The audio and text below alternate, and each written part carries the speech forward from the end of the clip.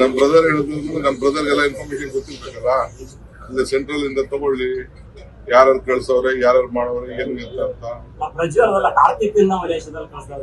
ನನಗೆ ತಲೆಕೆಟ್ಟಿದ್ಯಾ? ನನಗೆ ಫೈಟ್ ರೋಡಲ್ಲಿ ಫೈಟ್ ಮಾಡ್ತಿದ್ದಿಲ್ಲ ನಾನು. ಹಿಂದಕ್ಕೆ ಯಾರನ್ನ ಕಳಿಸಿ ಎತ್ತಿಕ್ಕಿ ಯಾವ್ದೋ ಒಂದು ತೋಟದಲ್ಲಿ ಮಾಡೋದು, ಇನ್ನೊಂದ್ ಕಡೆ ಮಾಡೋದು ನನ್ಗೇನು ಅವಶ್ಯಕತೆ ಇಲ್ಲ, ಅವ್ರಿಗೆ ಅವಶ್ಯಕತೆ ಇದೆ. ಯಾರು ಈಗ ಅವ್ನು ಹುಡುಗ ಹೇಳೋನಲ್ಲ, ನಾನು ಬಿಜೆಪಿ ಅವ್ರು ಕೊಟ್ಟೆ ಅಂತ. ಇನ್ನೊಂದ್ ಕಡೆ ಅವ್ನು ಯಾರೋ ಅಡ್ವೊಕೇಟ್ ಹೇಳಿದಾರಲ್ಲ, ನಾನು ಕುಮಾರಣ್ಣನ ಬಗ್ಗೆ ನನ್ಗೆ ಅಭಿಮಾನ, ಗೌಡ್ರ ಬಗ್ಗೆ ಅಭಿಮಾನ, ನಾನು ಭೇಟಿ ಮಾಡಿದ್ದೆ, ನಾನು ತಿಳಿಸಿದ್ದೆ ಅಂತ ಆದ್ರೂ ಕೂಡ ಹೇಳಿದಾರಲ್ಲ. ಬಾಬಾ ಡಿ ಕೆ ಸಾಹೇಬ್ ಸಾರ್, ತಲೆ ಕೆಟ್ಟಿರೋದು ಕುಮಾರಸ್ವಾಮಿ ಅವ್ರಿಗೆಲ್ಲ, ನಮಗೆ.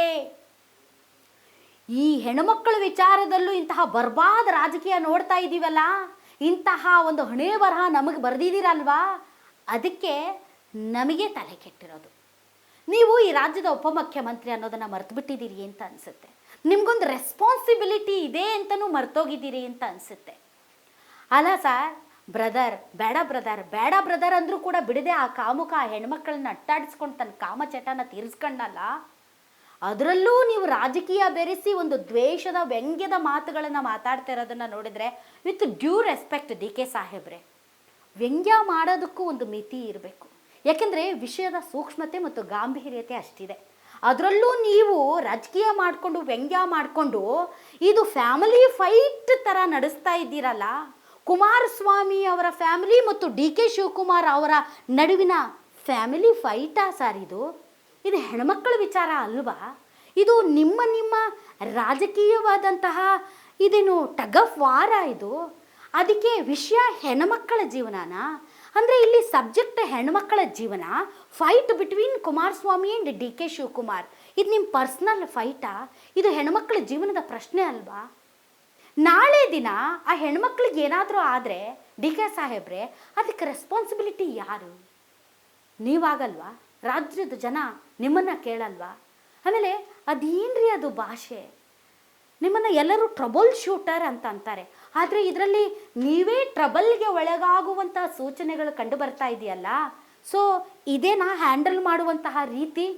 ಐನೋ ಇಂಥ ವಿಚಾರ ಬಂದಾಗ ನೀವು ಫೋನ್ ಮಾಡಿರ್ಬೋದು, ವಿಷಯದ ಗಂಭೀರತೆಯನ್ನು ನೀವು ತಿಳಿದುಕೊಳ್ಳುವಂಥ ಪ್ರಯತ್ನ ಮಾಡಿರ್ಬೋದು, ಇಲ್ಲ ಅಂತ ನಾನು ಹೇಳಲ್ಲ.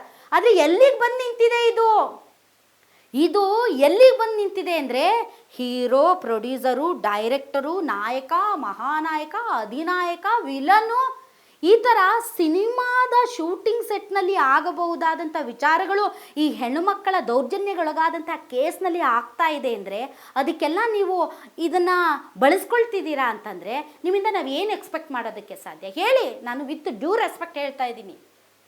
ಹೆಣ್ಮಕ್ಕಳ ವಿಚಾರದಲ್ಲಿ ರಾಜಕೀಯದ ಮಾತುಗಳನ್ನು ಅವರೂ ಮಾತಾಡ್ತಾ ಇದ್ದಾರೆ, ನೀವು ಮಾತಾಡ್ತಾ ಇದ್ದೀರಾ. ಇದರಿಂದ ನಿಮ್ಮ ಲಾಭ ನಷ್ಟದ ಲೆಕ್ಕಾಚಾರ ನೀವು ಹಾಕ್ತಾ ಇದ್ದೀರಾ. ಇದರಲ್ಲಿ ನಿಜವಾಗಲೂ ಸಂತ್ರಸ್ತೆಯರು ಯಾರು ನಿಮ್ಮನ್ನು ಯಾಕೆ ನಂಬ್ತಾ ಇಲ್ಲ? ಡಿ ಕೆ ಶಿವಕುಮಾರ್ ಅವರೇ, ಯಾಕೆ ಅವರು ಹೊರಗಡೆ ಬರ್ತಾ ಇಲ್ಲ?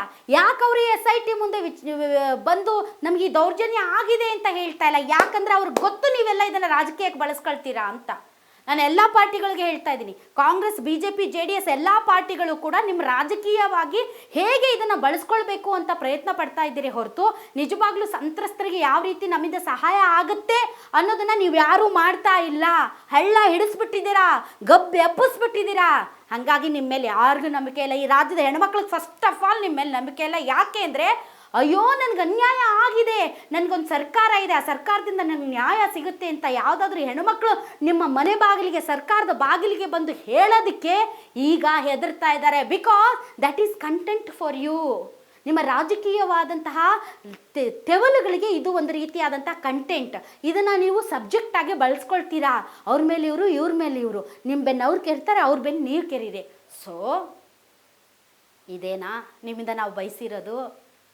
ನಾರಿ ಶಕ್ತಿ ಯೋಜನೆ ಯಾರಿಗೆ ಶಕ್ತಿ ರೀ? ಶಕ್ತಿನ ಬಲಹೀನತೆ ಮಾಡಿ ರಾಜಕೀಯ ಮಾಡ್ತಾ ಇದ್ದೀರಾ. ದಯವಿಟ್ಟು ಇದು ಒಂದು ಮಾನಭಂಗ ಕೇಸ್. ಸೀರಿಯಸ್ ಆಗಿ ಆ ಪ್ರಜ್ವಲ್ ರೇವಣ್ಣ ಎಲ್ಲಿ ಅಡಗಿದಾನೆ ಎಳ್ಕೊಂಡು ಬನ್ನಿ, ಎಳ್ಕೊಂಡು ಬಂದು ಫಸ್ಟು ಅವನ ಬಾಯಿ ಬಿಡಿಸಿ. ಅದನ್ನು ಬಿಟ್ಟು ನೀನು ನಾಯಕನ, ನೀನು ಮಹಾನಾಯಕನ, ನೀನು ದುರಂತ ನಾಯಕನ, ನೀನು ವಿಲನ್ನ, ಈ ಒಂದು ಏನು ಫ್ಯಾಮಿಲಿ ಫೈಟ್ನ ಇಲ್ಲಿಗೆ ಸ್ಟಾಪ್ ಮಾಡಿದರೆ ತುಂಬ ಒಳ್ಳೆಯದು. ಗ್ಯಾರಂಟಿ ನ್ಯೂಸ್, ಸುದ್ದಿ ಖಚಿತ, ನ್ಯಾಯ ನಿಶ್ಚಿತ.